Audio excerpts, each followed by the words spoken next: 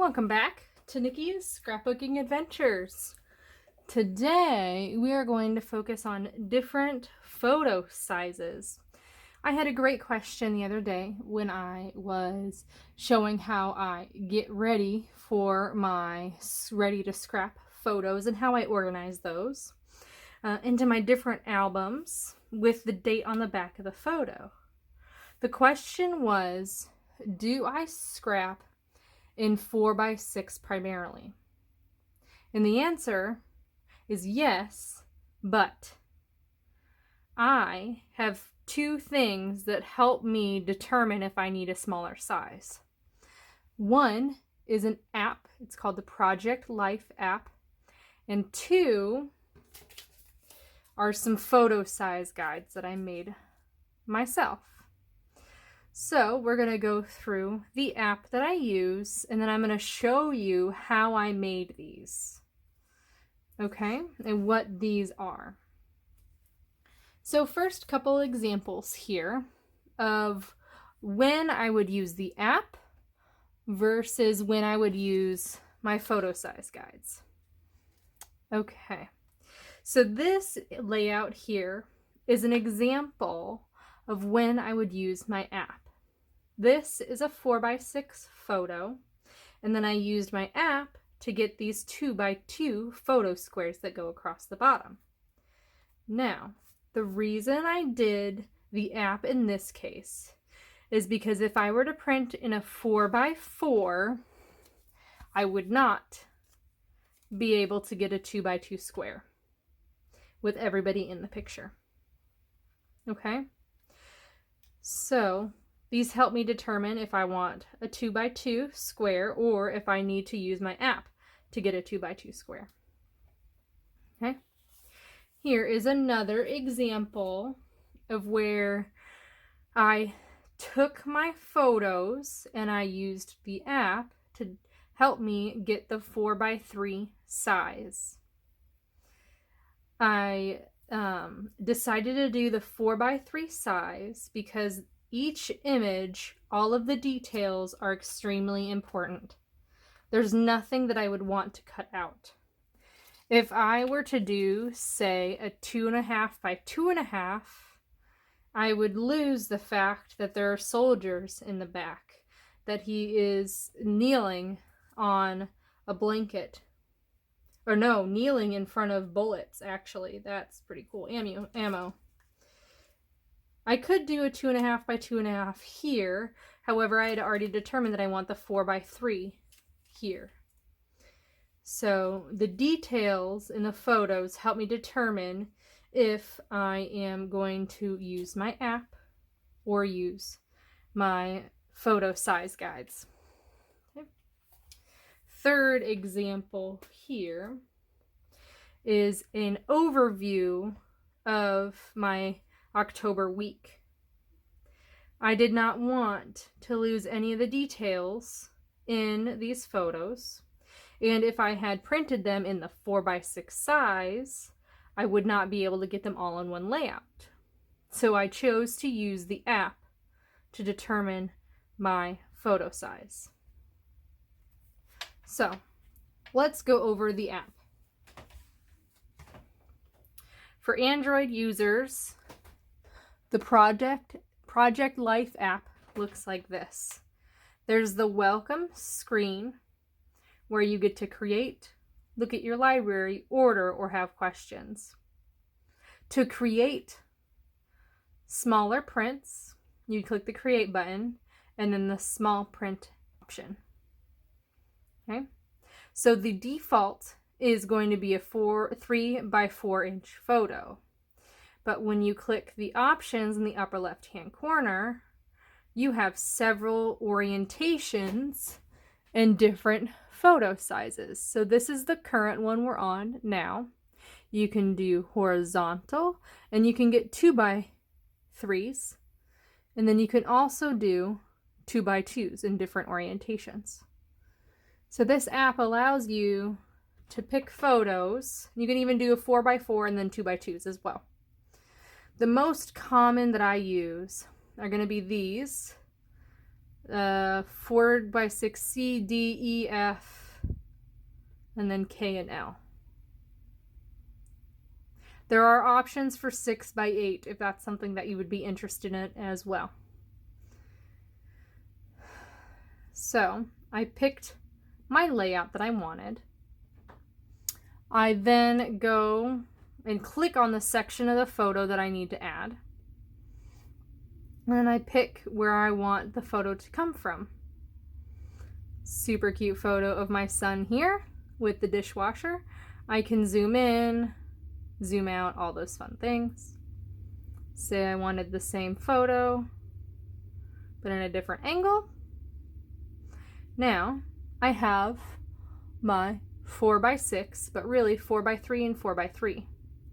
From here I print at home. So I export the 4x6 image to my printer application. You can save this 4x6 image to your gallery. So then when you go back in, it's going to be there.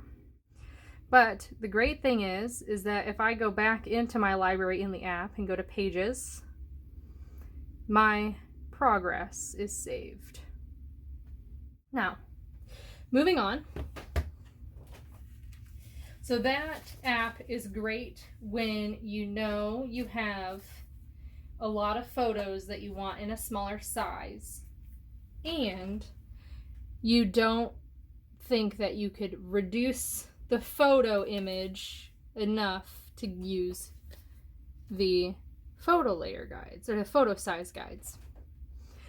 So here's an example where the original photos were 4x6 and I had a lot of 4x6 images from this time. So I was comfortable cutting these images down. And I determined that by using these photo size guides. So if I overlay this, because I have a black border, I can see that I will get the fountains in the background and our faces. And that was the most important part of the photo. So I've labeled this 3x5. And what this is a piece of plastic that I've cut down to the appropriate size and then made an outline. I made the outline so that I can have a clear definition of where 3x5 would be. I then added some plastic hanging tabs. Those tabs allow me to just hang it right up on my wall with a little hook so I can get to these easily. Okay, so in this case, these photos are 3x5, which is not something that I could do in that Project Life album. Okay. Another example of using this is this right here. I've got 3 4x3 images that were cut down from 4x6. And I used my photo size guide to determine that I could easily cut these down. In this one, it was a little bit trickier because my dog is all the way up here and then my son's pulse ox monitor is all the way down here. And that was important to include in the image. If I wasn't able to get that information on my page, most likely I would reprint. But I already had them printed and I really didn't want to reprint. So I used my photo size guides to determine that I could get the important information in the photos that I wanted. Okay. Final example is a 1 photo page. So I don't necessarily want to use my app on a single photo page because in the app I would get 2 photos. So I used my photo size guide to determine that the most important part was my son's face with a puke. Kind of gross, I apologize. But I could cut this image down easily to the 4x3 size. So when I made these, I made a whole bunch of different sizes. I even made a 4x4, which is pretty easy to determine on your trimmer, but I felt like this is just easier than pulling out my trimmer. I've got a 3x5, and you can tell the size because I've written it in Sharpie on the top of each of these. I've got a 2x2, a 3.5x3.5, which is a very odd size, right? I've got a 4x3. I've got a 3x3, and then a 2.5 and 2.5. Now, I made these odd sizes because there were some images when I was scrapbooking where the 3x3 didn't work, the 4x4 didn't work, and the 2x2 didn't. So I needed that half size increment. So I just threw them in there. Why not? It's super simple. This is the cheapest thing that you can do to determine the size that you want for your photos. So the materials that you'll need to create these photo size guides are page protector. So this page protector, I just cut off the extra, the rings. So this is just a page protector from an album. That's all this is. Okay, you need your trimmer because you want nice straight lines, and you need a permanent marker. Okay. The tags are optional. These tags are there just so I can hang them on my wall super easy because I like vertical storage. So I just stack them all up in a row, align the holes, and hang them, and I'm done.